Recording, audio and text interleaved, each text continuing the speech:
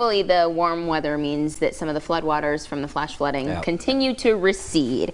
So we are joined now by Bill Gray, who is a member of the Des Moines City Council. Des Moines, one of the areas hit the hardest by flooding from last weekend. And first of all, thank you so much for being here this early with us. Thank you. Thanks for having me. You have been touring a lot of neighborhoods that you represent in Ward 1 of Des Moines, trying to figure out how people can pick up the pieces of their homes. What are you hearing when you are going into these neighborhoods?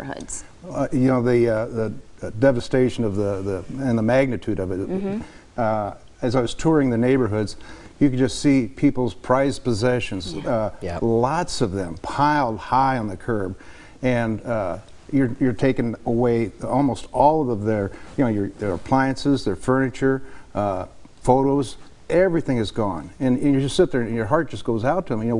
Where do you begin? What do you start with? Where do you go from here?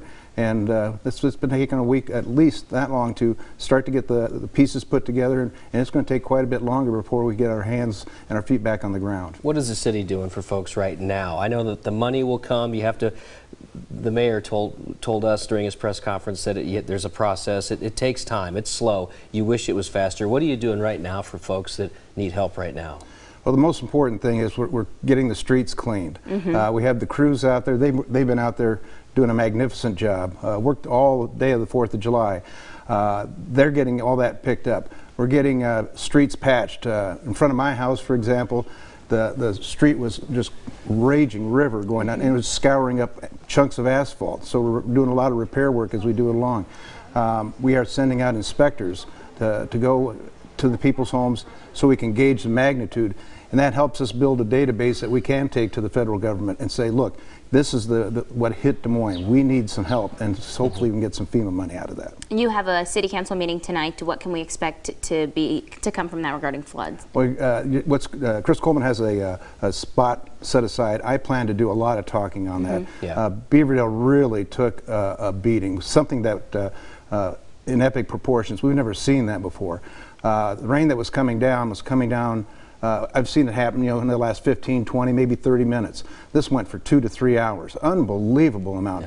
I think we got close to 8 inches, and our sewer system couldn't handle it. Our streets, we were just not prepared for something that happened, and that's what ended up having. Most of the people had the sewers back up into their home. That's where the big piles of water came in. And there'll be a workshop this morning as well, correct? That's correct. Starts at 7:30, but it's on some different subjects. So but we'll be talking about it. Okay, I'll be there.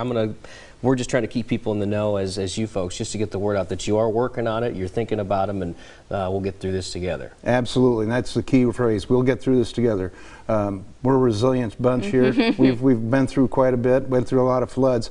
This is a great opportunity to bond together and get our feet back on the ground and move forward, because we got a great city here. Bill Gray, thank you so much for being here. We appreciate it. 6:47, everybody. We have more to come on Good Morning Iowa. Stick around, everybody. We'll be back right after this.